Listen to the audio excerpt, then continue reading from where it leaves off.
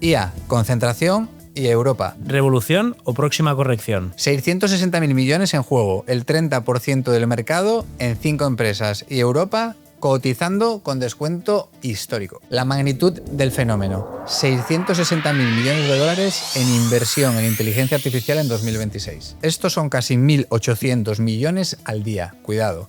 Esto no es una moda, es una apuesta estructural, Jonathan. Sí, pero cuando apuestas tan fuerte, el mercado exige respuestas rápidas. Y mientras tanto, el Nasdaq llegó a corregir entre un 10 y un 15%. Nvidia ha tenido jornadas de caídas cercanas al 8 y al 10% de bajadas. Y Amazon ha retrocedido alrededor del 15% tras que anunciar fuertes inversiones en gasto de inteligencia artificial. Más de 17.000 millones, Mariano, en inversiones en deuda tecnológica que han entrado en zona de tensión y están provocando fuertes desviaciones de este mercado.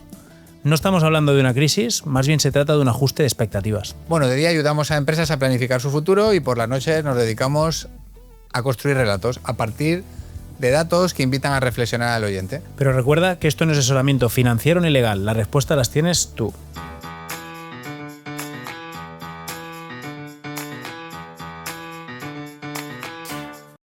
Bueno, el dato que realmente me preocupa, Jonathan, es este. 5 empresas han llegado a representar casi el 30% del S&P 500. En los años 80, las 5 mayores apenas superaban el 15%. Cuidado, ¿eh? Esto es, Jonathan, es una concentración histórica. Totalmente. Y además, fíjate en una cosa, el Standard & Poor's está cotizando en torno a 23 veces beneficios futuros frente a una media histórica de alrededor del 16-18%. Si los múltiplos se ajustasen y bajesen del 23% actual a la media del 18% sin que cambiasen los beneficios, implicaría una caída, Mariano, cercana al 20%. Bueno, si miramos el pasado, encontramos ejemplos que nos pueden hacer ponernos en alerta. A comienzos del siglo XX había más de 1.800 fabricantes de automóviles en Estados Unidos. Décadas después sobrevivían apenas unas pocas grandes marcas. Más del 95% desapareció. La revolución fue casi real, pero no todos sobrevivieron. Totalmente. Y es que la IA puede llegar a transformar la economía, como lo hizo el automóvil, pero esto no significa que todas las empresas actuales sean futuras líderes.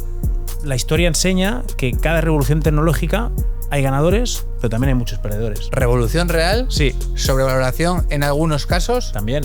¿Todas sobrevivirán? Históricamente no. Bueno, mi duda no es la tecnología. Mi duda no es la tecnología, es la velocidad del descuento en bolsa.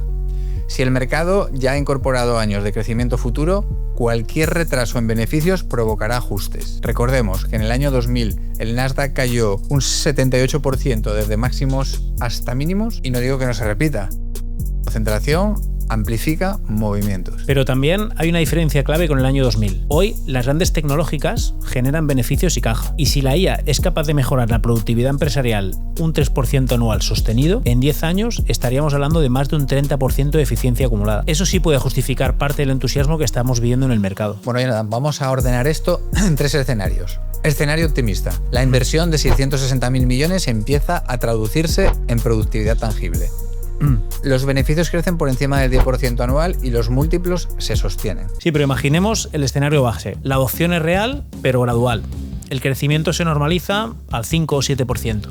Hay rotación sectorial hacia industria, energía y consumo básico. La rentabilidad tecnológica se modera. Y bueno, y por último, el escenario pesimista. Sobreinversión, revisión de beneficios y comprensión de múltiplos desde 23 veces hasta hacia niveles históricos. Esto puede implicar ajustes adicionales del 15 al 25%. Y con 5 empresas pasando del 30% del índice, el impacto es sistémico. ¿Y Europa? ¿Qué papel juega en todo esto? ¿Creéis que podría ser una alternativa? Mientras la renta variable en Estados Unidos, como comentábamos antes, cotiza en torno a 23 veces beneficios futuros, la renta variable europea está cotizando con un descuento significativo frente a las bolsas estadounidenses. En muchos índices europeos los múltiples se sitúan en torno al 13-15 veces beneficio, muy claramente por debajo del mercado americano, y supone un descuento cercano al 30-40% de valoración relativa. Bueno, y eso cambia la conversión, porque si Estados Unidos estamos discutiendo sobre comprensión de múltiplos desde 23 veces hacia 18, en Europa el punto de partida es mucho más bajo. Además, muchas compañías europeas tienen mayor peso en sectores industriales y energía. También más exposición a economía real. Además, menor concentración en megatecnológicas. Esto reduce el riesgo de concentración extrema que vemos en el S&P 500. Históricamente, cuando la brecha de valoración entre Estados Unidos y Europa ha sido tan amplia, en los años posteriores Europa siempre ha tendido a cerrar esta desviación diferencial. Y realmente no es una garantía de que esto vaya a volver a ocurrir, pero sí que es cierto que es un contexto estadístico a tener en cuenta a la hora de decidir dónde invertir. Si el crecimiento americano se modera y los múltiplos se comprimen, mientras Europa parte de valoración real más contenidas, la rotación puede intensificarse. Bueno, ahora bien, Europa no cotiza más barata porque sí. Tiene menos crecimiento estructural, mayor rigidez regulatoria y menos campeones tecnológicos globales. La pregunta no es solo si está barata, es si el descuento está justificado o es excesivo. Mientras que en Estados Unidos hoy vemos inversiones de más de 600.000 millones en IA, múltiplos elevados y una alta concentración con 100 empresas representando casi el 30% del mercado. ¿En Europa qué vemos?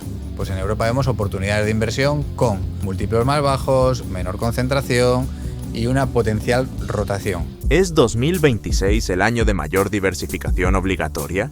¿Qué perspectivas tenemos para 2026? Algunas casas de análisis están empezando a plantear 2026 como un año de mayor diversificación estructural, precisamente por esto, por el riesgo de concentración en torno a la IA. La tesis es clara: si el mercado ha estado liderado por un grupo muy reducido de compañías tecnológicas durante varios años, la probabilidad estadística de rotación aumenta. Y eso cambia completamente la estrategia.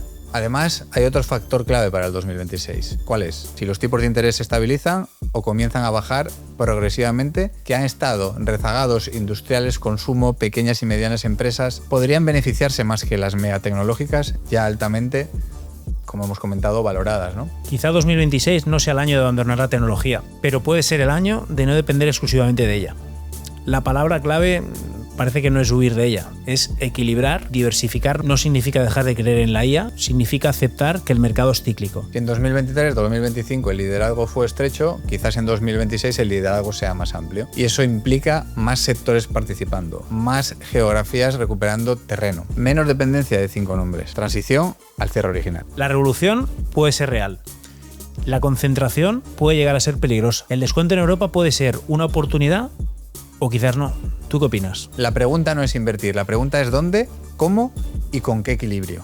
Y ya sabes, no te creas nada, pero aprende a escuchar.